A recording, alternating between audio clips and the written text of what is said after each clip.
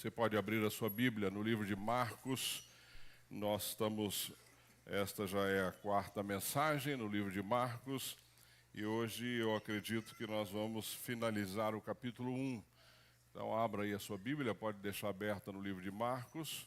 Também vai estar para você aqui na tela, se você precisar acompanhar. Se não tiver com a sua Bíblia, você pode acompanhar na tela também no livro de Marcos. Esse é seu, né, Júnior? Não, pode deixar. Se estiver muito frio aqui, eu uso. Pronto. Marcos no capítulo 1. Nós vamos estudar hoje a partir do verso 29. Você que está aqui na igreja acompanhando vai lembrar que nós já fizemos todo esse primeiro bloco aí do verso 1 até o verso 27 e 28, nós já trabalhamos nos 3 cultos anteriores. Não é difícil você entender, não é, e acompanhar. De repente você está aqui pela primeira vez ou vai ouvir a sequência das mensagens, todas elas são blocos de mensagens independentes, mas que têm uma sequência lógica, então não atrapalha, né, para que você compreenda. Nós vimos na semana passada que Cristo está na sinagoga e ensina na sinagoga com uma autoridade que eles ainda não tinham visto naquela região, diferente dos estudiosos daquela época. Jesus ensina com bastante autoridade, isso fica claro. Ele liberta também um homem possesso. Lembra disso? Tem um homem que está possesso ali na sinagoga e ele liberta este homem. E agora nós vamos ver que ele sai da sinagoga, ele vai para a casa de Pedro, ali em Cafarnaum. Lembre-se que eu mostrei para vocês que Cafarnaum era, de fato, o centro onde Jesus escolheu para ficar. A casa de Pedro era ali, muitos milagres acontecem em Cafarnaum, na região da Galileia, e é onde Jesus está. Ele sai, então, aqui da sinagoga. Nós estamos falando do mesmo dia ainda. Isso é incrível. Você vai ver que todo o capítulo 1, ele trata basicamente de um dia de Jesus. E se você acha que você faz muito em um dia, talvez você fique envergonhado ao final dessa mensagem ao observar como Jesus trabalhava, não é? E como ele tinha o seu dia muito bem organizado para fazer tudo aquilo que era necessário fazer. Ele vai para a casa de Pedro, só um panorama histórico para você, e lá ele cura a sogra de Pedro. Nós vamos trabalhar um pouco essa questão da cura, como ela aconteceu e por que ela aconteceu daquela forma. Depois Jesus, ao entardecer ali ao final do sábado, lembrando que o sábado era um dia sagrado para os judeus, e é até hoje, eles não fazem absolutamente nada no sábado, mas ao final do sábado, quando o sol se põe, o povo começa a trazer os doentes até a frente da casa de Pedro. E é ali que Jesus então cura vários enfermos, expulsa vários demônios, ainda é parte do dia de Jesus. Interessante, ainda é parte do dia dele. Ao final disso, né, ao final dessa maratona toda, claro, ele vai descansar, mas na madrugada ele acorda, e nós vamos ver isso no texto, e ele sai para um lugar afastado, um lugar desértico, para buscar o Pai. Ainda dentro dessa mesma sequência aí de história. Quando ele volta, depois de buscar o Pai, que ele volta, os discípulos dizem assim: olha, todos estão te procurando, todos querem falar contigo. Ele diz: não, vamos para outro lugar, porque foi para isso que eu vim. E aí encerra o dia de Jesus. Olha que coisa impressionante. Ele começa a manhã dele na sinagoga, ele ensina na sinagoga, ele mostra a autoridade dele na sinagoga, ele expulsa ali na sinagoga um demônio, depois ele vai para a casa de Pedro, cura a sogra de Pedro de uma forma muito linda, não é? Depois vem todo aquele povo ao final da tarde para que ele os curasse, ele cura e expulsa demônios, ele separa um tempo para ouvir a voz de Deus, vai para uma outra região, e aí acontece um fato maravilhoso quando ele então cura um homem que estava com lepra. E vocês vão ver o que isso significava naquela época de forma linda. Ou seja, por isso que a minha mensagem, eu escolhi este texto, este título para a mensagem. Jesus que cura. Esse é o Jesus que cura que nós servimos até hoje. O Jesus que ora, buscando a orientação do Senhor. Isso nos dá aí algumas dicas bastante interessantes. É o mesmo Jesus que envia, porque ele diz que o lugar dele não era só ali em Cafarnaum, mas ele deveria ir para outros lugares. E um Jesus que toca o intocável. Ele toca um homem que ninguém tocava naquela época ao longo da história do povo judeu. Então esse é o pano de fundo, talvez um pequeno resumo da mensagem que eu preparei para nós enquanto igreja no dia de hoje, tá bom? Então, o primeiro bloco aí que eu quero tratar com vocês é esse Jesus que cura em casa, quando ele cura então a sogra de Pedro, está lá dos versos 29 a 31, diz assim, dos versos 29 a 31, logo que saíram da sinagoga, foram com Tiago e João à casa de Simão e André. a sogra de Simão estava de cama, com febre, e falaram a respeito dela a Jesus. Então ele se aproximou dela, tomou-a pela mão e ajudou a levantar-se. A febre deixou e ela começou a servi-lo. Olhando de uma forma rápida, ou somente lendo o texto, sem nos atentarmos para os detalhes, parece algo simples. Ele sai da sinagoga, vai para a casa de Pedro, chega lá, a sogra está doente, ele cura aquela mulher e ela passa a servi-lo e a vida segue. Não, tem vários princípios que nós podemos aprender aqui, eu e você. O primeiro, por que o texto diz que esta mulher estava ardendo em febre? Esse é um ponto interessante. Porque a febre para o povo judeu não era uma doença comum. A febre para o povo judeu era, inclusive, encarada como uma maldição. Porque se você voltar lá nas leis, uma das pragas, ou uma das maldições, ou uma das penalidades que o próprio Deus determina é que a febre tomaria aqueles que fossem desobedientes. Então, para o povo judeu, ao contrário de nós hoje, que você está com uma febre, você vai ali, pega um medicamento, toma um medicamento contra essa febre e simplesmente ela desaparece. Não, naquela época alguém com febre era algo muito, mas muito sério, porque dentre essas maldições da aliança estava a febre. Se você observar, não precisa abrir a tua Bíblia, se você quiser anotar, para que você possa depois confirmar. Deuteronômio, no capítulo 28, verso 22, diz que dentre as maldições da aliança, quando Deus fala de obediência e desobediência, ele diz que o Senhor te ferirá com consução, febre, inflamação e calor ardente. Ou seja, era uma maldição. Para o povo judeu, alguém com febre não era simplesmente uma doença simples, era alguém que eles poderiam encarar como alguém que estava sofrendo maldições da parte do Senhor, como havia sido dito na lei anterior. Né? Então, essas enfermidades que eram tratadas de forma séria, não só porque essa enfermidade fazia com que a pessoa se afastasse do convívio, se afastasse do contexto onde eles estavam, ou do serviço, mas também era algo visto como da parte de Deus, algo muito sério. Então, quando Jesus chega ali para curar a sogra de Pedro, ele não está simplesmente curando-a de uma doença, ele está fazendo muito mais do que isso, porque quando ele chega para esta mulher e cura esta mulher, ele está mostrando exatamente isso, ou seja, ele tem este poder sobre algo, inclusive sobre a lei que havia sido estabelecida lá atrás. Outra coisa interessante no texto que nós temos que aprender é que a família, e o texto diz isso, que a família desta mulher fala com Jesus. Ou seja, eu e você precisamos falar com Jesus daquilo que aflige o nosso coração.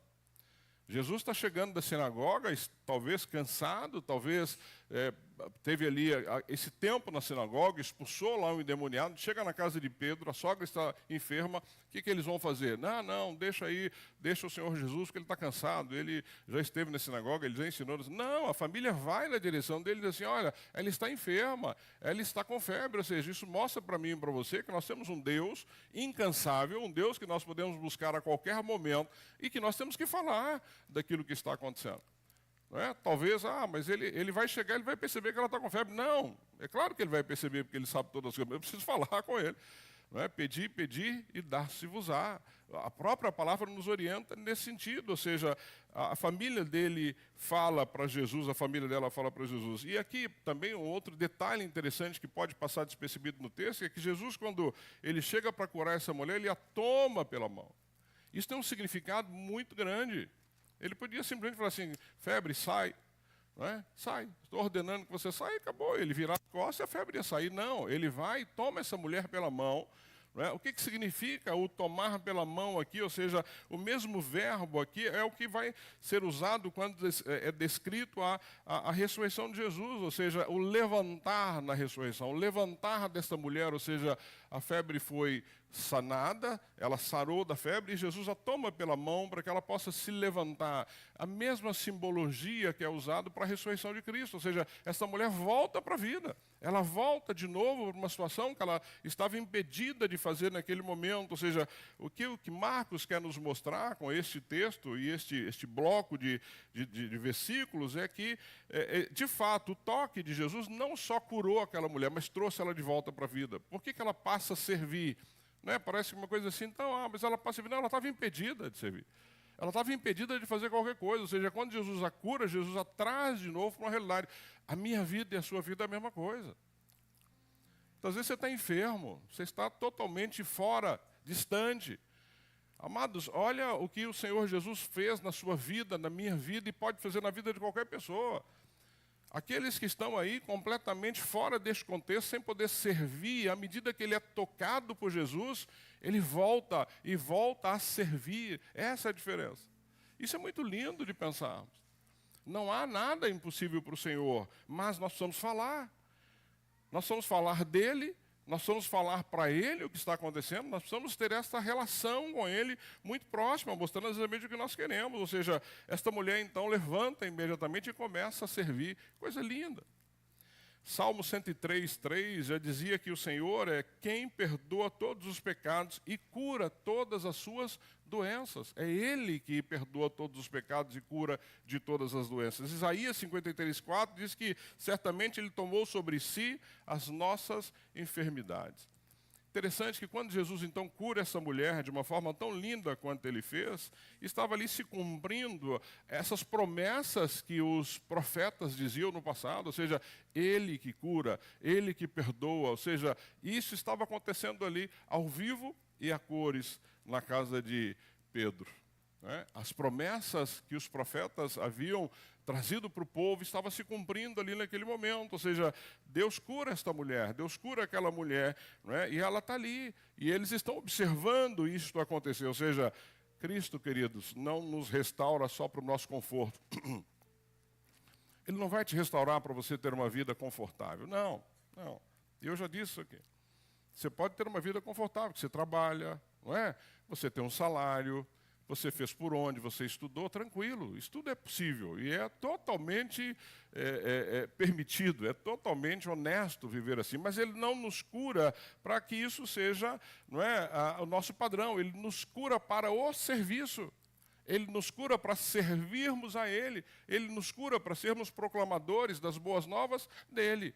Ele nos cura para que a nossa fala leve esta cura às outras pessoas. É exatamente isso. Ou seja, fica muito claro aqui que quando Jesus entra numa casa, não é, ele levanta pessoas para servirem no reino. Ou seja, Ele te curou, Ele curou a tua casa para você servi-lo no reino. Para que você seja um porta-voz das boas novas. Então, eu não acredito nessa boa vida que nós temos a partir de Cristo, não. Primeiro, porque Ele não nos chamou para boa vida. Ele não nos chamou para isso. Ele nos dá, porque Ele é bondoso, porque Ele é um Deus gracioso, porque Ele permite que nós sejamos recompensados também pelo nosso trabalho, pela nossa dedicação. Não tem nada de errado nisso, mas Ele não nos chamou para isso. Então, Ele não nos chamou para você ficar tranquilo na sua boa vida, não. Ele te chamou para que você pudesse, então, ser alguém servindo ao reino. Não sei se muitos de vocês já ouviram falar da vida de Susanna Wesley, que ela é mãe de John e Charles Wesley, que foram os fundadores do movimento metodista. Esta mulher tinha 19 filhos. Dá para imaginar hoje 19 filhos? E esta mulher, a Susanna, que viveu num período de 1669, nós estamos falando aí de muitos anos, e morreu em 1742, 19 filhos.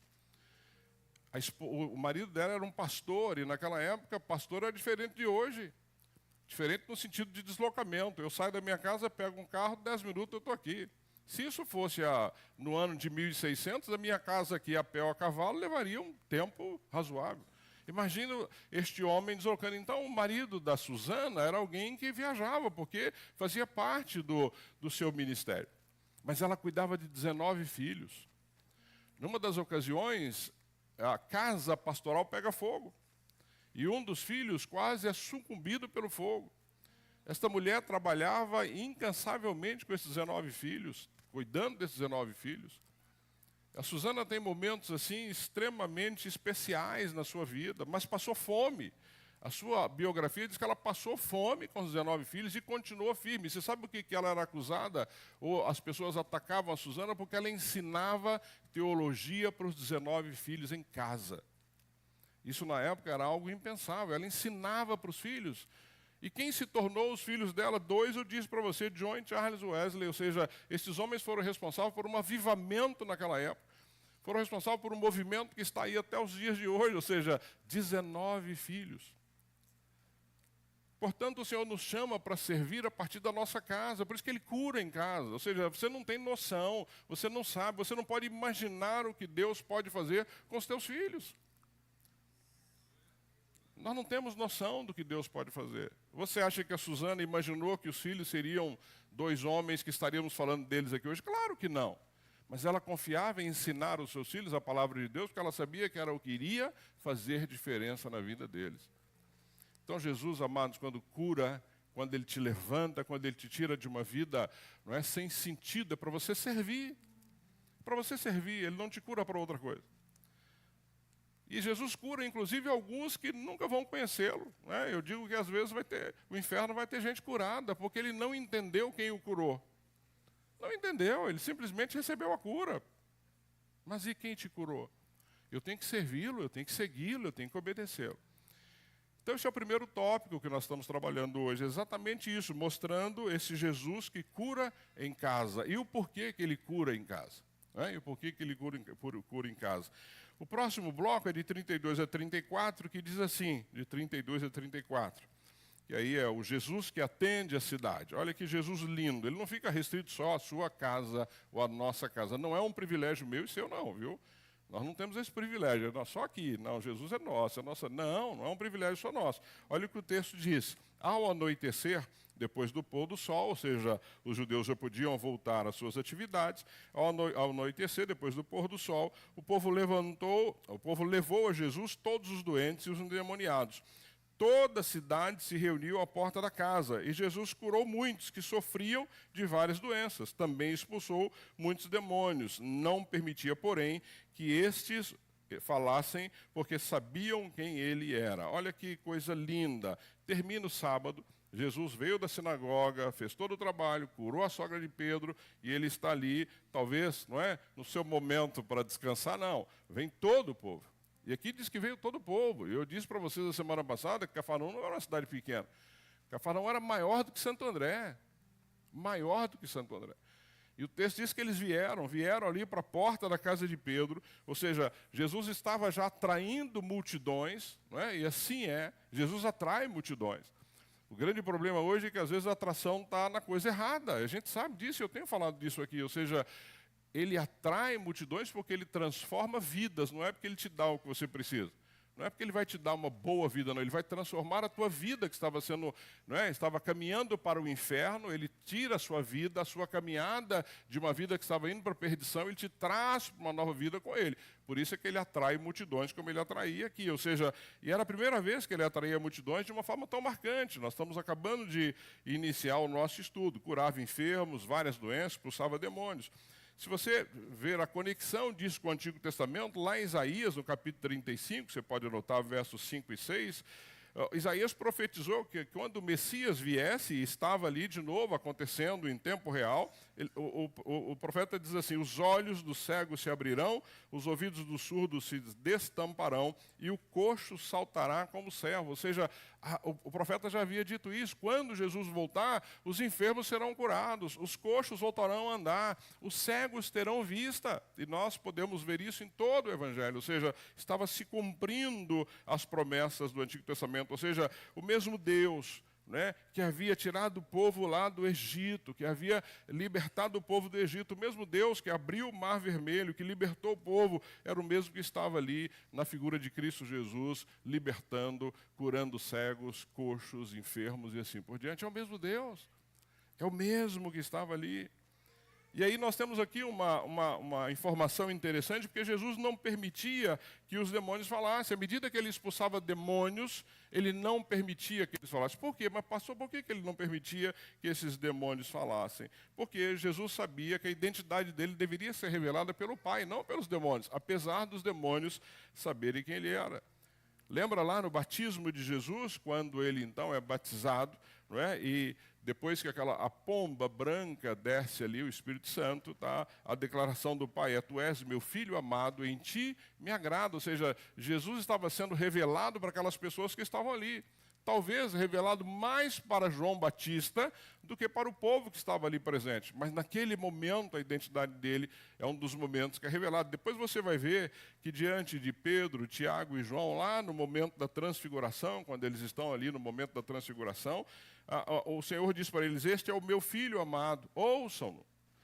Jesus está sendo revelado para os apóstolos, para os discípulos que estavam ali, ou seja, quem ele era, o próprio Deus revelando. E lá na cruz do Calvário, eu já disse isso aqui, quando o centurião romano disse verdadeiramente este homem era o Filho de Deus, ou seja, o centurião romano reconhecendo que ele era o Filho de Deus. Portanto, o que Jesus não queria é que os demônios, à medida que esses homens fossem libertados de demônios, que eles começassem a dizer quem ele era.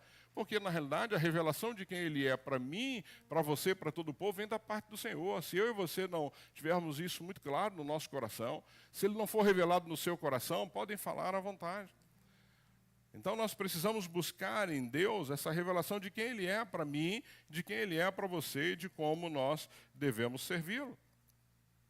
Então, quando Cristo transforma uma casa, como transformou a casa de Pedro, a partir da sua sogra, a cidade toda toma conhecimento. Ou seja, a fé vivida em família, a fé vivida na minha família e na sua família, é esta fé que vai impactar a comunidade.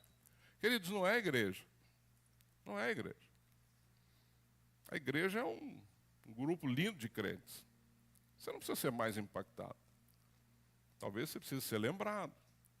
Talvez você precise ser cobrado, talvez você precise ser motivado, talvez você precise ser esclarecido, mas você não vai ser mais impactado. Você já foi impactado.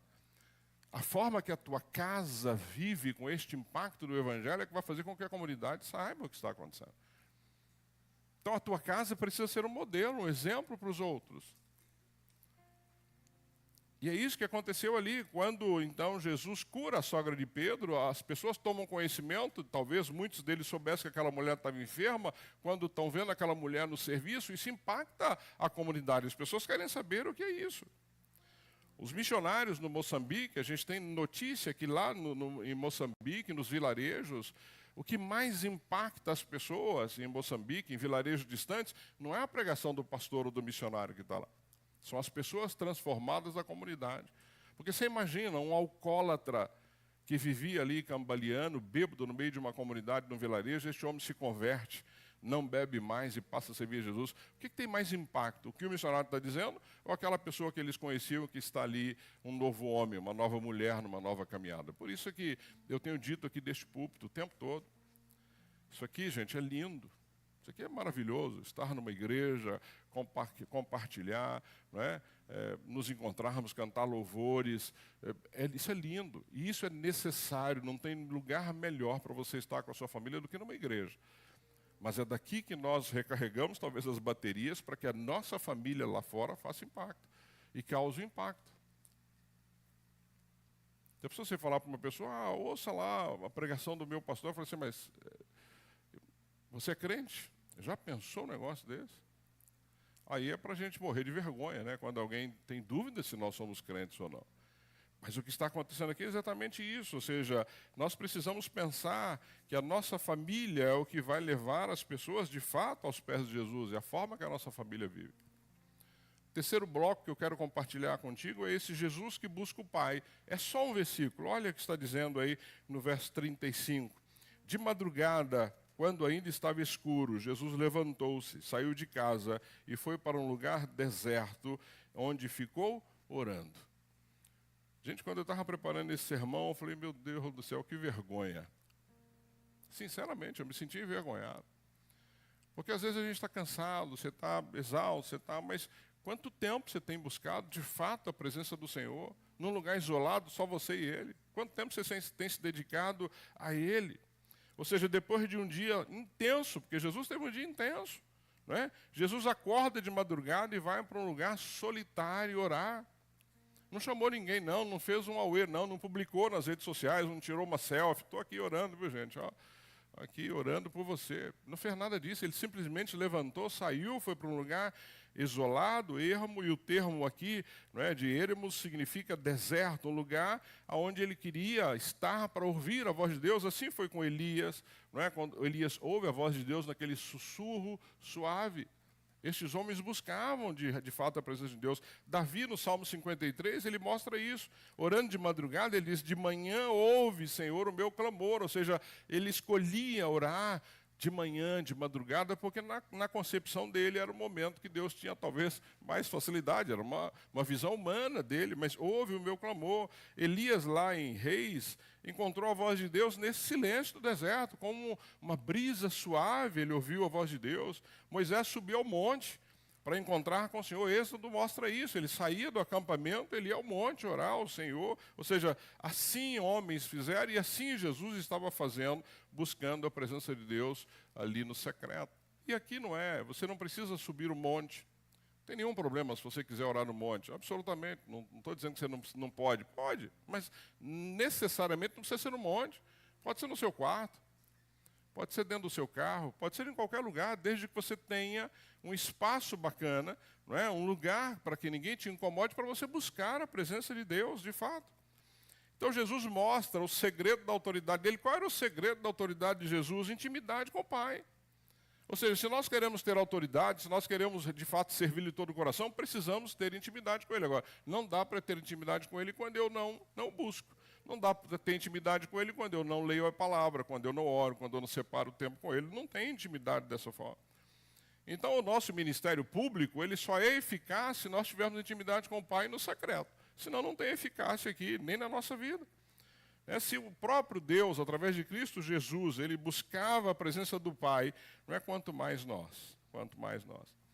O reverendo Martin Luther King, que todo mundo aqui com certeza já ouviu falar, ele viveu nos Estados Unidos entre 1929 a 1968, era um pastor batista que foi assassinado, era um homem que lutava pelas causas sociais americanas e toda vez que você vê alguma notícia desse período, você vai ver fotos, imagens e vídeos do pastor Martin Luther King. Foi um homem excepcional para a sua época, um homem que serviu na sua época e ficou para a história. E ele tinha uma colocação muito interessante, porque ele costumava dizer: tenho tanto a fazer hoje, olha só, tenho tanto a fazer hoje que preciso de, no mínimo, 3 horas de oração.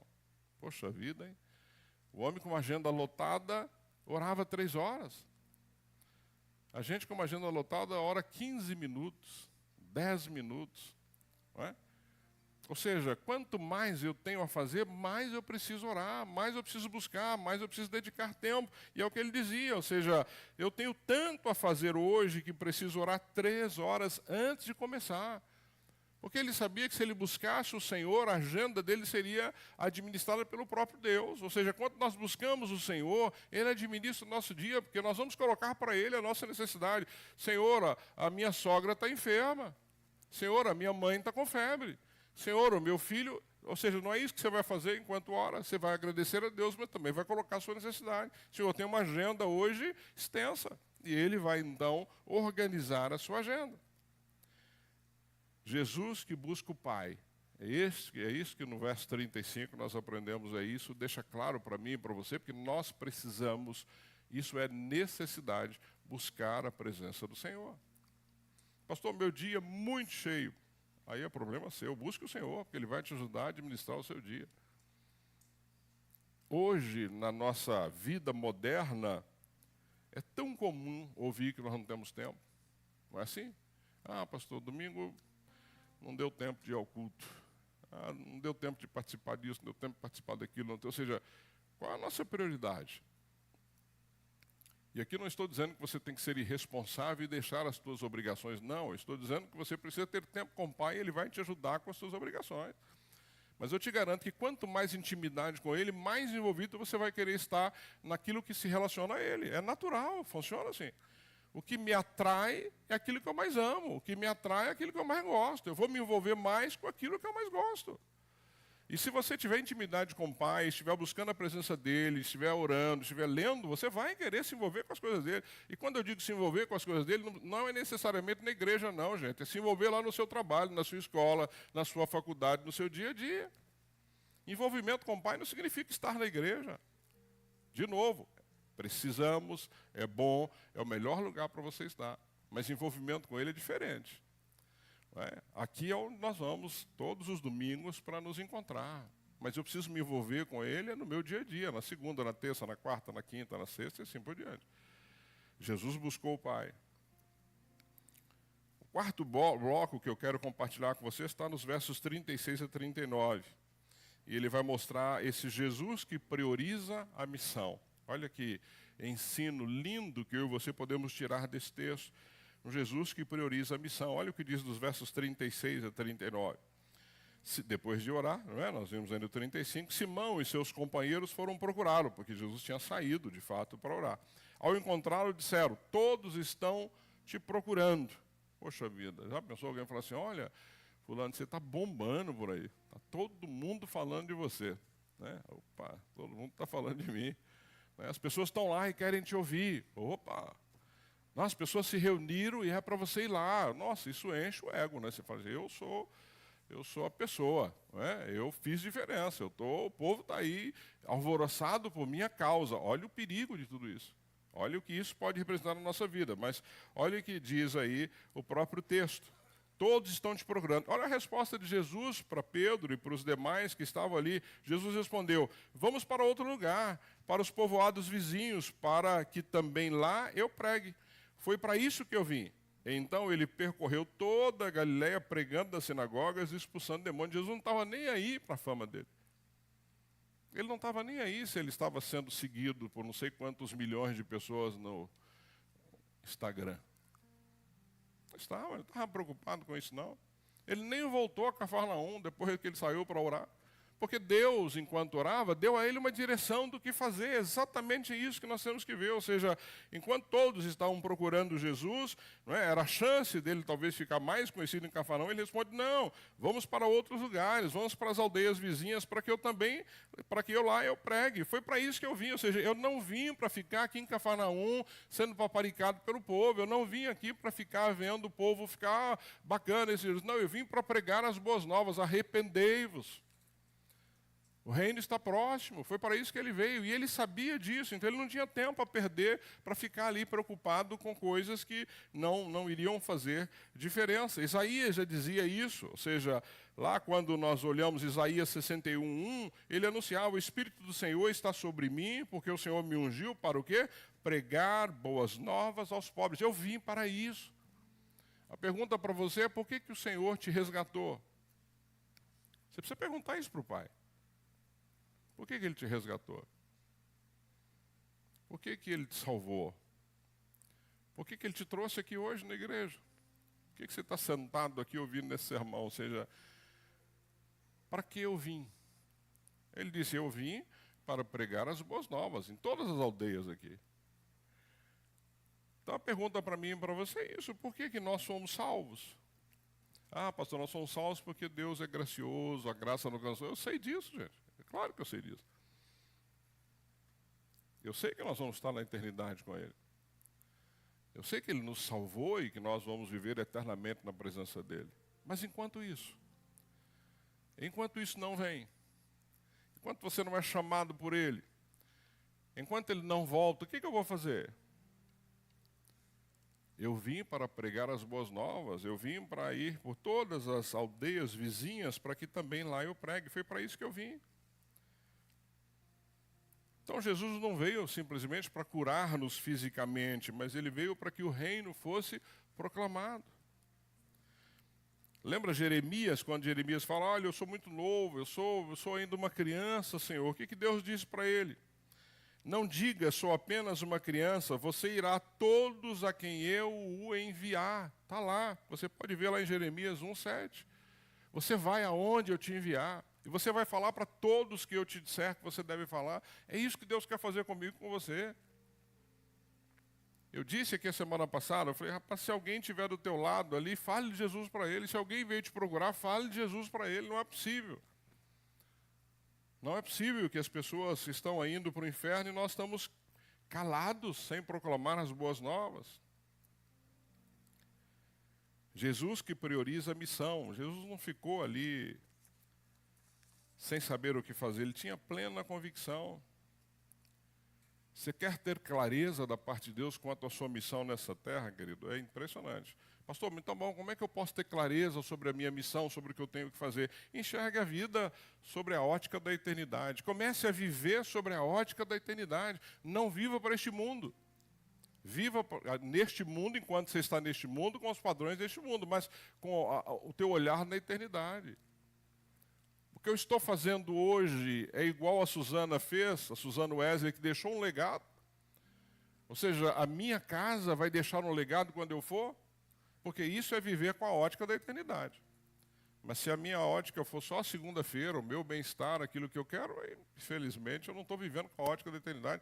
Nós somos peregrinos nessa terra, forasteiros nessa terra. Você não foi criado para esta terra, para ficar nessa terra. Você não vai ficar nessa terra. Ou seja, qual é a ótica da sua vida? O que você está fazendo hoje reflete o legado que você vai deixar para a eternidade? Olha este jovem que foi assassinado nos Estados Unidos. Como meu inglês é péssimo, eu não vou nem tentar falar o nome dele, mas você sabe de que eu estou falando, não é? Está aí em todos os noticiários. Lotou um estádio lá, só um momento de gratidão pela vida dele. Passaram lá 200 mil pessoas. Jovens estão se convertendo. Ou seja, deixou um legado. Porque ele estava vivendo com uma ótica da eternidade, não desta terra, não aqui neste momento. Ou seja, qual o legado que você vai deixar se hoje o Senhor te chamar, do que as pessoas vão sentir falta de você ou do que você vai ser lembrado? Essa é uma preocupação que nós temos que ter. Portanto, enxergar a vida sobre a ótica da eternidade é o que eu e você precisamos fazer. Colossenses 3:2 diz assim, Colossenses 3:2, mantenha o pensamento nas coisas do alto e não nas coisas terrenas. Ou seja, olha aí Paulo alertando os irmãos do lado de Colossos, dizendo assim, olha, cuidado, mantenha o pensamento de vocês nas coisas do alto, não nas coisas dessa terra. Mas muitos de nós estão vivendo só pensando nas coisas dessa terra. E precisamos tomar cuidado com isso. Então a gente vê a clareza de Jesus quanto à missão dele. Fica claro, ou seja, ele não está ali preocupado. Deus falou, vai para as outras regiões, ele larga tudo e vai. Não se prendeu à popularidade, mas se prendeu ao propósito que o Pai havia dado a ele, pregar o Evangelho em toda Galileia. Então, queridos, a oração vai nos ajudar a distinguir aquilo que é a expectativa humana e aquilo que é a missão de Deus para as nossas vidas. Tome cuidado.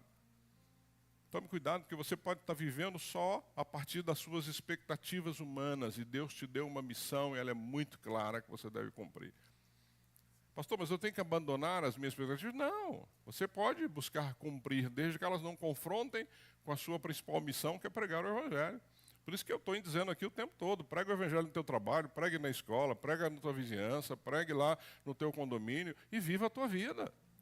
E Deus vai te permitir ter e fazer o que você talvez coloque aí no seu coração, não tem nada de errado, mas a tua principal missão não é ser o melhor profissional.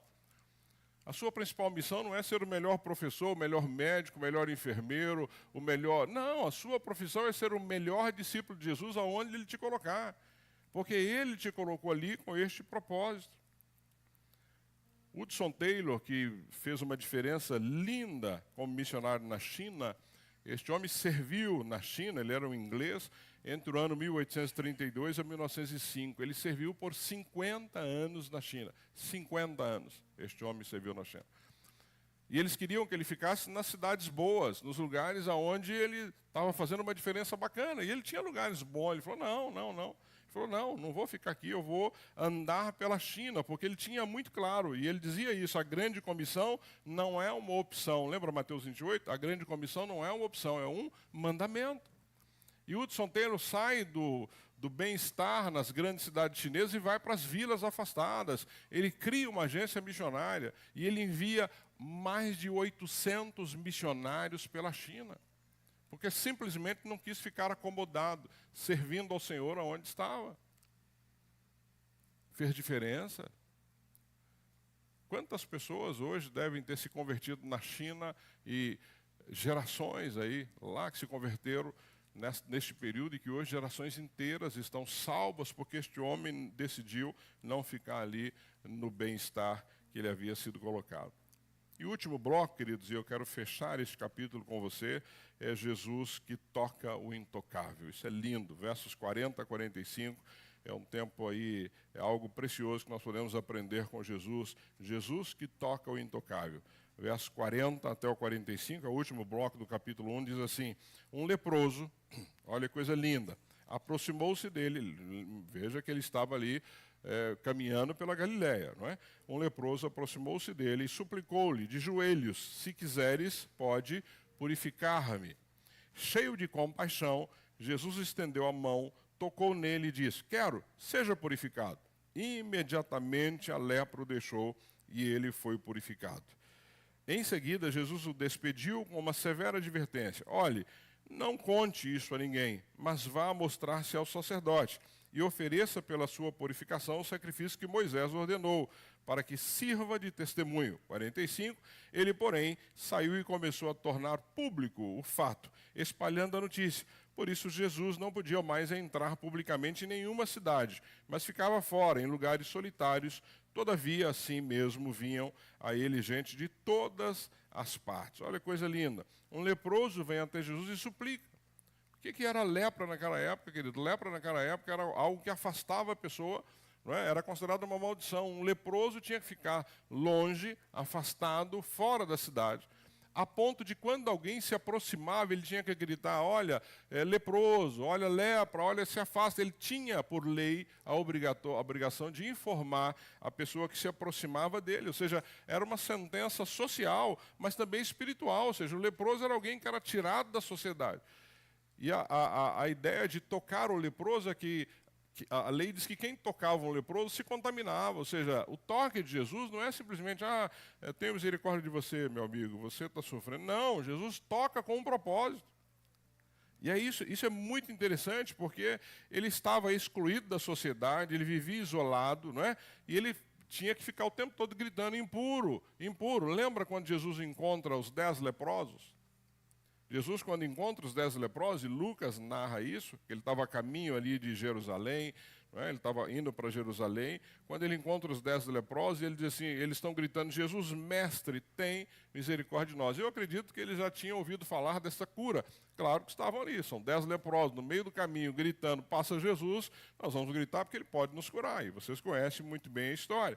Ou seja, a lepra aqui era um símbolo de impureza, de enfermidade. Ele exigia, de fato, um isolamento, exigia sacrifício de expiação, caso alguém fosse, não é, curado e esta enfermidade fosse sanada. Então, Jesus, ele não só cumpre, ele supera a lei. Ele não apenas declara limpo, mas ele mostra que ele é a própria fonte da purificação deste homem. Ou seja, que coisa linda, o leproso reconhece o poder de Jesus e se lança diante dele. Eu gosto muito da ideia do cego Bartimeu, quando o cego Bartimeu está à beira da estrada, vocês vão lembrar do texto, e Jesus está passando e há um burburinho ali muito grande, devia ficar ali, devia ter um barulho muito grande, e aí Bartimeu, sem saber o que está acontecendo, talvez tenha segurado de alguém, diz assim: o que está acontecendo, o que está acontecendo? Ele falou assim: não, Jesus está passando aí. Esta palavra no ouvido de Bartimeu era tudo que ele precisava. Aqui que ele começa a gritar: Jesus, filho de Davi, tem misericórdia de mim. Jesus, filho de Davi, tem misericórdia. E ele sabia que ele tinha que gritar mais alto do que a multidão. Manda o Bartimeu ficar quieto. Ele continua gritando, porque ele sabia que se Jesus parasse para olhar para ele, para falar com ele, ele seria curado. E foi curado. Da mesma forma, esse leproso, ele se prostra na presença de Jesus e diz assim: olha, se quiseres, não é, pode me curar. Não é? Se quiseres, pode me curar. Tenha compaixão de mim. Ou seja, quero. Jesus diz para ele: quero. Seja curado, seja purificado. Ou seja, esse leproso, ele reconhece o poder de Jesus e faz isso. Ele escandalosamente vai na presença dele e se prostra na presença dele. E o texto diz que Jesus, movido de compaixão, toca aquele homem. Gente, é outro toque impressionante. Quem tocava no leproso naquela época? Ninguém. As pessoas nem se aproximavam do leproso. Jesus toca num homem que ninguém tinha coragem de tocar, e ele o cura. Lembra quando Eliseu cura Naamã? Eliseu não tocou em Naamã. Eliseu falou: Naamã, vai lá no Jordão e mergulha lá 7 vezes, não foi isso? Nem tocou em Naamã. E Naamã tinha lepra, porque ele não podia tocar, e Jesus vem e toca aquele homem. Ele toca, ele mostra, não é? Que ele é a própria santidade viva, ele é aquele cordeiro, o cordeiro que a Bíblia diz que leva sobre si as nossas impurezas, as nossas enfermidades. Então, querido, Jesus continua tocando o intocável hoje, ele continua fazendo mudanças hoje, ele continua transformando vidas nos dias de hoje. Ele toca dependentes químicos, moradores de ruas, presidiários, rejeitados pela família. Ele mudou? Não, ele continua tocando. Mas nós precisamos apresentar Jesus para essas pessoas. Nós somos chamados a tocar o intocável, ou você acha que não? Eu não, pastor, não vou tocar num leproso não, mas ele te chamou para isso. Ele te salvou para isso. Ele disse que você é um embaixador dele. Que você era aquele que, não é, seria o proclamador das boas novas. Lembra que eu falei sobre o Nick Cruz a semana passada, aquele do livro que foi editado, e o filme também, Entre a Cruz e o Punhal, que ele foi evangelizado por um pastor norte-americano, o pastor David. E é interessante porque eu fui atrás de mais algumas informações.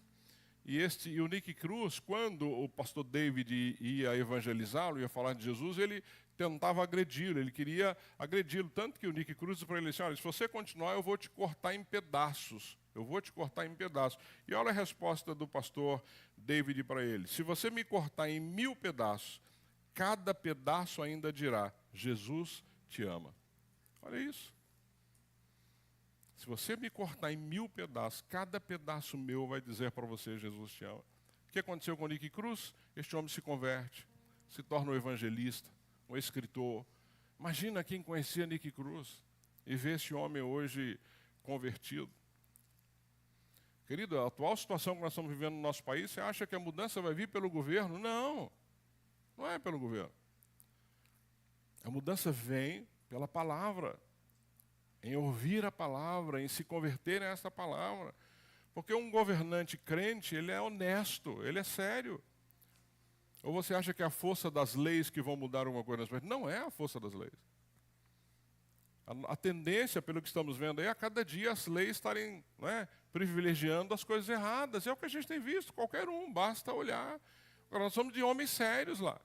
Nós somos de crentes sérios, nós somos de gente que tem a coragem de pregar o Evangelho lá em Brasília, de não se corromper, de não aceitar suborno, entende? De fazer escolhas que possam levá-lo à morte, porque é isso. Ah, pastor, nós não temos que nos envolver? Temos, mas nos envolvermos de forma correta, consciente de quem nós somos, preparados para o que vem. E a preparação é na palavra, é dependência de Deus, é intimidade com Ele, é buscar, através da palavra dEle, o que nós precisamos. A cura do leproso, ali na passagem que nós lemos, ela foi imediata, ou seja, ele é curado, Jesus não envia este homem ao sacerdote para que ele fosse reintegrado de novo à sociedade, porque só o sacerdote poderia atestar que ele não tinha mais lepra e que ele podia voltar no convívio com a sociedade. Isaías, no capítulo 53, verso 6, diz que o Senhor fez cair sobre ele a iniquidade de todos nós, ou seja, ele assume a exclusão daquele homem para que ele possa então voltar a ter a inclusão na sociedade. Este é o que nós aprendemos no dia de hoje. Ele cura em casa, não é? Transformando famílias. Jesus continua curando em casa, transformando famílias.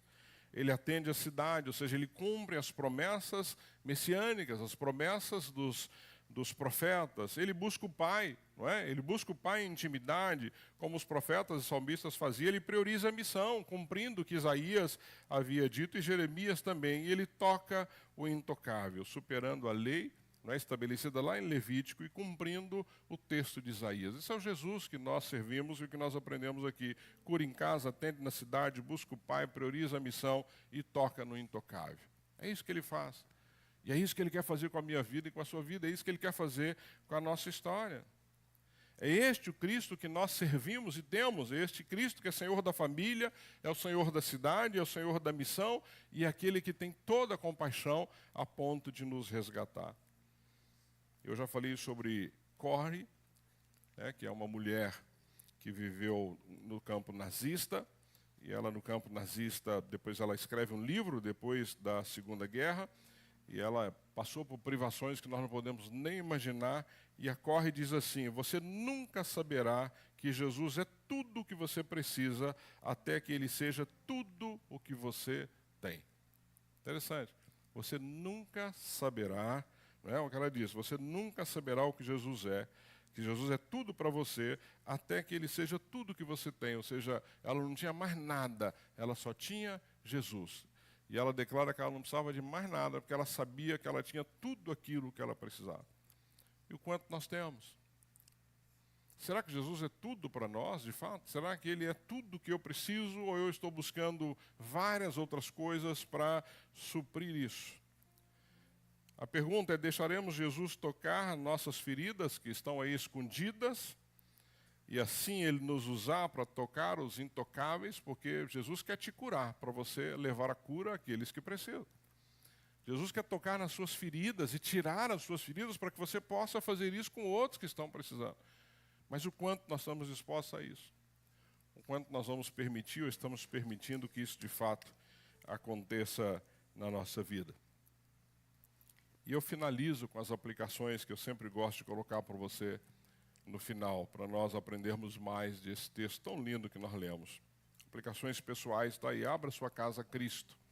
Abra sua casa a Cristo, ore pela sua família, apresente suas necessidades a eles. Não abra mão disso. Não seja um crente medíocre no sentido de mediano. Não seja alguém que não entendeu a sua caminhada com Jesus. Abra sua casa a Ele. Ore ao Senhor. Coloque para Ele as suas necessidades. Segundo, creia que Ele pode transformar a sua cidade, Ele pode transformar Santo André. Nós vamos crer nisso. A sua família, ou seja, o seu testemunho é o que vai impactar a comunidade. Não sou eu, queridos. Eu quero te ajudar de fato. Mas não é o meu testemunho que vai impactar a tua região, não. Eles nem me conhecem lá. Teus vizinhos nunca ouviram falar de mim. Mas a tua vida que vai impactar. Lá no teu trabalho, é você que faz a diferença. Ou seja, você precisa crer que Ele pode transformar a cidade, o teu bairro, os teus vizinhos, a partir da tua vida. 3, invista no secreto com Deus, faça como o Senhor Jesus fez, saiu, foi para um lugar ermo, tranquilo, buscar a presença de Deus. Oração é a fonte da autoridade espiritual, ou seja, você precisa ter o teu momento com o Senhor. Lembre-se de Martin Luther King. Tenho muita coisa para fazer hoje, preciso orar 3 horas. A agenda está lotada, preciso orar 3 horas. Senhor, mas a minha agenda começa às 8, tá bom, então você acorda 5, 4, aí é contigo. Mas ore, busque o Senhor. 4, defina seu propósito em Cristo. Ele tem um propósito para a tua vida. Viva o seu, foi para isso que eu vim. Não é? Para que Ele te salvou? Por que Ele te resgatou? Por que Ele te tirou daquela vida? Ou seja, há um propósito de Deus na sua vida que só você pode cumprir. Só você pode cumprir. Por último, toque os intocáveis. Eu gosto disso. Toque os intocáveis. Vá até os rejeitados, estenda a mão onde ninguém mais quer estender, porque este Cristo continua transformando o intocável e fazendo dele alguém que nós possamos tocar, conviver conosco, sentar aqui nessa cadeira, participar de um culto conosco. Amém? Baixa a sua cabeça, eu quero orar contigo.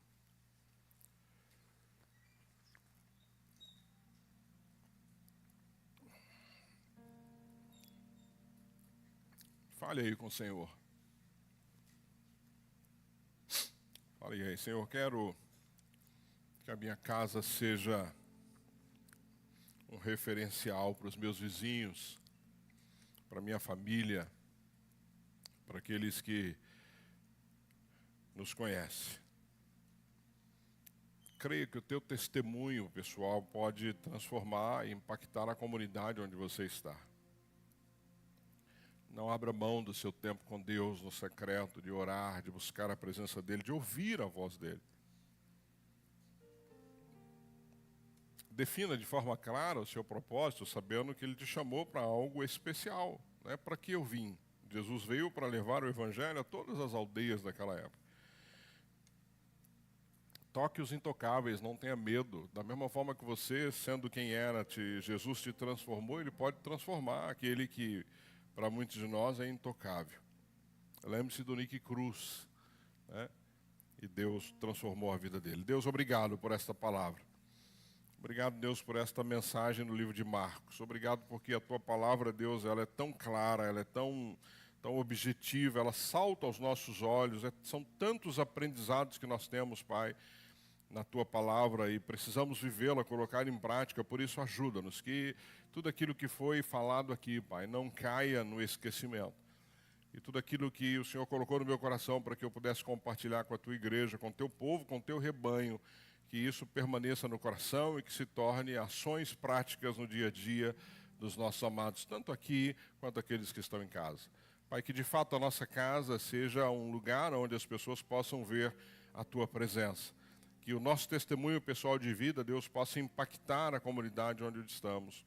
Que nós tenhamos prazer, Deus, em estar na Tua presença, somente na Tua presença, sem absolutamente nada que tire a nossa atenção no secreto, no nosso quarto, no carro, no monte, aonde o Senhor nos levar, que nós possamos buscar o Senhor de fato em oração e termos essa intimidade contigo. Fica claro que o Senhor tem um propósito para nós, porque o próprio Cristo disse que foi para isso que Ele veio, ou seja, nós somos discípulos dEle, queremos fazer a vontade do Pai. Portanto, Pai, que não fique dúvida no meu coração, nem no coração de cada um dos amados, que o propósito para o qual nós viemos foi proclamar as boas novas para que o Teu reino seja estabelecido. E encoraja-nos a tocar os intocáveis, Pai, aqueles que são rejeitados, aqueles que ninguém quer tocar ou entender, ajuda-nos a alcançar essas pessoas e levá-los aos pés de Cristo, porque isso faz parte da nossa missão aqui nesta terra. Por isso, muito obrigado, Pai, por esse tempo tão precioso que o Senhor nos deu de aprendizado na Tua palavra. Continua usando a comunidade Batista Bethesda da forma, do jeito que o Senhor quiser. Essa igreja é Tua, Pai. Este povo é Teu, este espaço é Teu. O que nós queremos fazer aqui é somente a Tua vontade. Livra-nos, Pai. Livra-nos de querer fazer a nossa vontade. Livra-nos, Pai, de querer algum tipo de reconhecimento. Livra-nos, Pai, de querer algum tipo de publicidade, de sermos populares. Nós precisamos, Pai, como Cristo fez, fazer a Tua vontade. Para que muitos como nós, possam conhecê-lo, possam reconhecer o Senhor como seu Senhor e Salvador e possam servi-lo como a sogra de Pedro fez e nós precisamos fazer na nossa caminhada. Ao Senhor toda honra, ao Senhor toda glória, ao Senhor todo louvor. Eu oro no precioso nome de Jesus. Amém, amém e amém.